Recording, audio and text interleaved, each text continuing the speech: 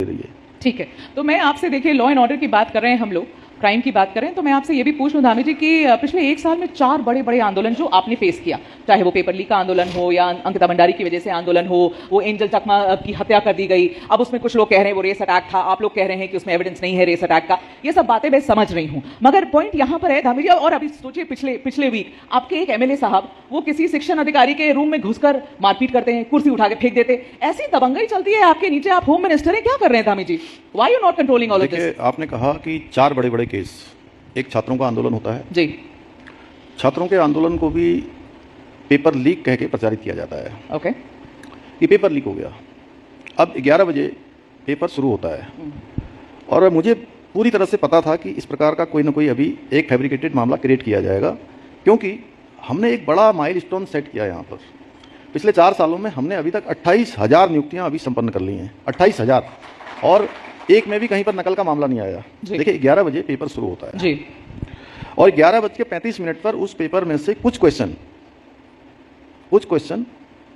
Mobile से photo खींच के बाहर डाल दिए जाते हैं। वो ऐसा व्यक्ति एग्जाम में बैठता है जिसको एग्जाम से कोई लेना देना नहीं होता है, वो अपनी बहन को देता है, उसकी बहन किसी प्रोफेसर को देती है, प्रोफेसर फिर किसी चौथे आदमी को वो पेपर पहुंचता है, और 2 बजे जैसे ही पेपर संपन्न होता है वैसे ही पूरा सोशल मीडिया में पूरी बाढ़ जैसी आ गई, पूरा जो टूल किट, अर्बन नक्सल गैंग और जितने जितने ये व्यवस्था विरोधी सारे लोग इस प्रकार का अफरा तफरी का माहौल बनाते हैं और लगातार ये मामला चलता है। okay. वो छात्र मुझे भी मिले, मैंने देखा कि गर्मी का समय है, सितंबर में यहाँ धूप हो रही है, मच्छर लग रहे हैं, बच्चे बैठे हुए हैं, मुझसे रहा नहीं किया, मैंने कहा ये बच्चे भी हमारे हैं और सरकार भी इनकी है।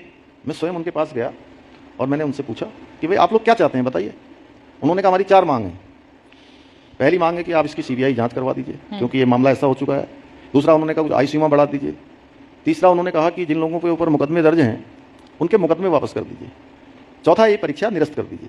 ठीक है, मैंने कहा देखिए 2 चीज़ मैं अभी तत्काल कर रहा हूँ। एक तो अब परीक्षा पर प्रश्न चिन्ह खड़ा हो गया है, किसी बच्चे के या उनके माता पिता के मन में संदेह नहीं रहना चाहिए कि कोई परीक्षा में कहीं धांधली हो रही है या कोई गड़बड़ हो रहा है। पेपर लीक है ही नहीं, टेक्निकली द वे आप जैसे समझा रहे हैं ये पेपर लीक है ही नहीं। अब आप समझ गए इतनी तो सभी लोग। मैं तो पहले से ही समझी हुई थी दामी जी। पॉइंट ये है कि इतना सारा माहौल बना तो सवाल तो आपसे करना ही पड़ेगा मुझे, क्योंकि ये फोटो खींचकर जो बाहर गया उससे किसका फायदा हुआ? मैं तो बहुत सोच रही हूँ कि उससे उस वक्त किसका फायदा हुआ? जो लोग अंदर बैठे थे उनके पास कुछ पहुंचा क्या?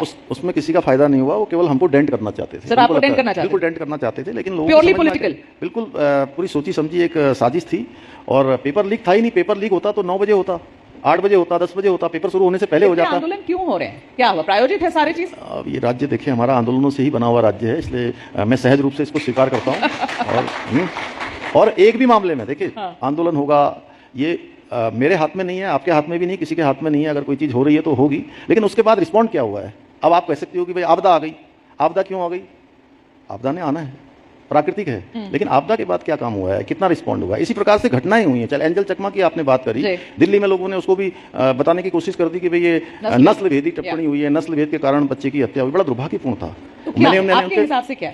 देखिए वो बच्चों का आपस का झगड़ा था और उसमें से एक बच्चा खुद वहाँ मणिपुर का रहने वाला था, एक नेपाल का रहने वाला था, अलग अलग जगह के कुछ जनजाति मूल के बच्चे थे उसमें अलग अलग, और 6 लोग उसमें नामजद हुए और 6 में से 5 को पकड़ लिया गया है। 1 लाख रुपए का उसके ऊपर इनाम घोषित किया गया है और नेपाल में है वो।